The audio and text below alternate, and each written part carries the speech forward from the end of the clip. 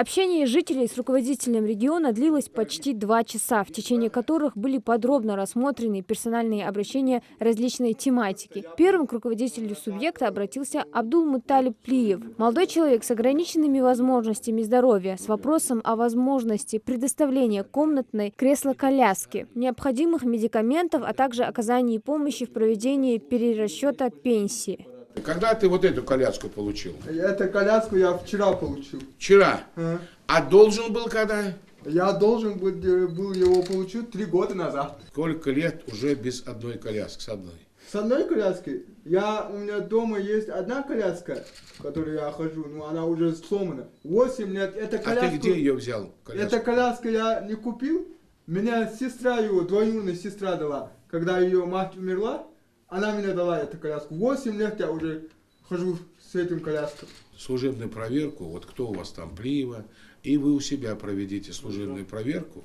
Значит, надо выяснить у вас, почему, если, соответственно, я вот спрашивал, положено, если ему комнатную и прогулочную домашнюю, почему у нее не было служебной проверки проводить?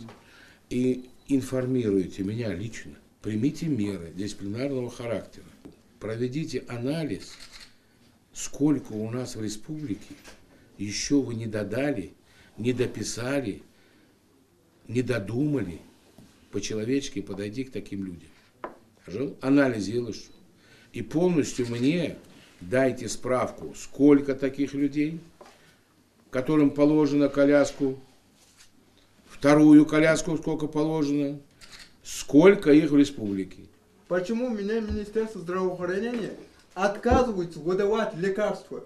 Ему должны по рецепту, по звонку закрепленный врач есть или нет? Есть. Или должен быть? Есть. Так они ему должны принести домой, отдать. Есть такая процедура? Есть. В соответствии с приказом. Да. Полностью разберитесь. Да. Значит, если нужно, значит, а если у сестры нет, отца нет, ну, если не могут, чтобы закрепленный был. И опять же, вот другие лица тоже, анализ проведите мне, которым положено, значит, периодические обследования, выделение лекарств и перечень льготных. Вам бесплатно их выделяют? Да. Бесплатно, да? Хорошо. Все? Мне нужно еще 2 вопроса вам задавать. Да, пожалуйста. Это опять касается, которой выплата идет пенсии, которую государство мне дает пенсию. Так. У меня пенсия идет 17 650 рублей. Угу. Моей пенсии не добавляется никогда. Почему у меня идет так мало пенсий? Чтобы полностью они разъяснения дали и пояснения. Имеется в виду, он-то имеет в виду индексацию. Индексацию. Значит, если она повысилась, у него должна, я не знаю. А?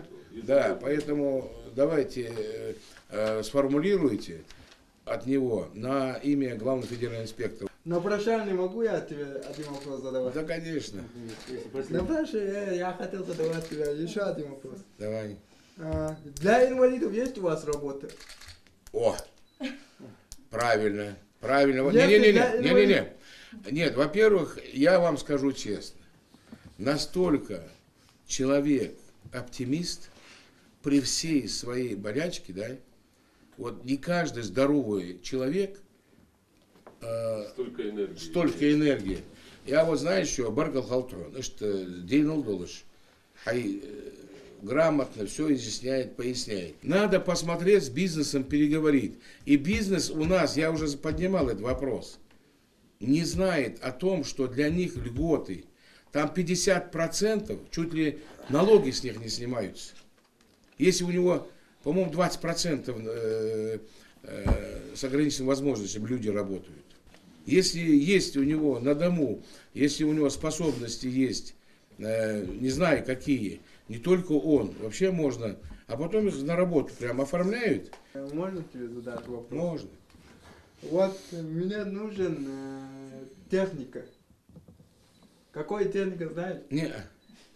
Вопрос по компьютеру. Понятно. Техника, компьютер, монитор русский говорят. День рождения когда у тебя? 30 мая. Мая. У меня монитор нужен. Вот я тебе обещаюсь. Если, конечно, не пропадут они в магазине до этого времени, потому что сейчас поставки. Я тебе лично от себя сделаю подарок, хорошо? Хорошо. Все? Все. Баркалла. Азу Хаюрину на встречу к главе республики привела болезнь ее внука 2018 года рождения. Просьба заключалась в обеспечении ребенка лекарственными препаратами и техническими средствами реабилитации, в частности, предоставлении особо необходимого медикамента фризиума. А почему не выдают, выясняли, лекарства с апреля 2021 года? Да. Фризиум и Урбанил. Да, Урбанил. Сегодня им должны были позвонить. Меня уже Да, посидела, звонили. позвонить и выдать уже тест. На закуп он пошел, а так в остатках он есть, мы его сегодня будем уже на месяц выдавать. А на год мы его выдать не можем, Анатолий Васильевич, по законодательству не имеем права. Нет, я не говорю вам закон нарушать. Да. Но А вы так? поставьте на контроль, Да, да. чтобы у них всегда было лекарство на неделю, на месяц. График поставьте, ответственного поставьте. Хорошо. Выясните с апреля месяца, кто отвечал за это и кто не отдавал. Вы где живете? Чемулька. Там, да? Берите это, Сунжский район. Да, да. Выясните лечащего врача, чтобы повадно не было, проведите служебную проверку. Почему с апреля? Может, есть уважительная причина, а может, есть бездарное, безответственное отношение. И на тот период были ли у них лекарства. Полностью картина мне ясна. В апреле назначили нам вот это вот лечение.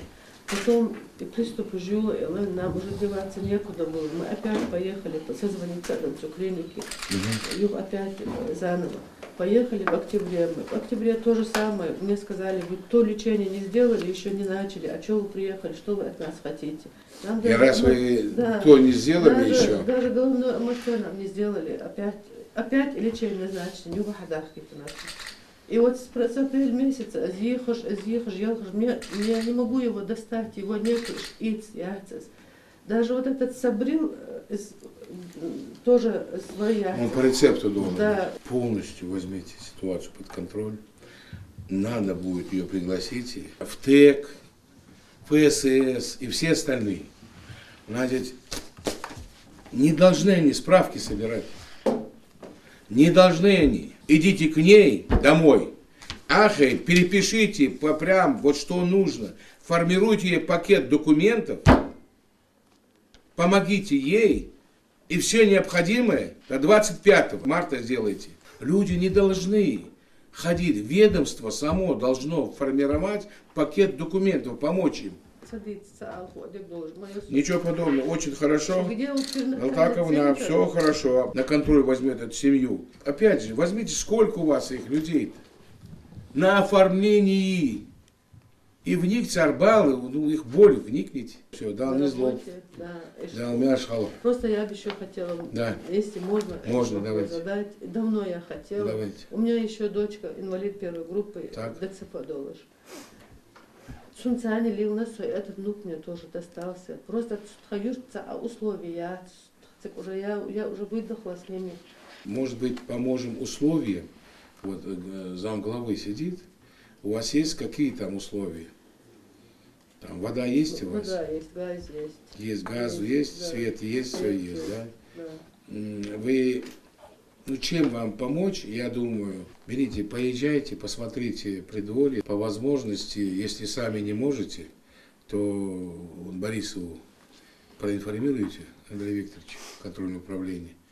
Я займусь, там, перечень возьмите, вот чем можем, идите, мы поможем. В перечень обращений главе республики также вошли вопросы оказания помощи в улучшении жилищных условий, строительстве социальных объектов. Обращение каждого заявителя Махмуд Али Калиматов изучил детально и внимательно. По итогам бесед с гражданами глава Ингушетии дал соответствующие поручения подчиненным, определил конкретные сроки исполнения принятых решений. Хади Забриева, Хусейн Гагиев, Юсуп Ханиев. Новости 24.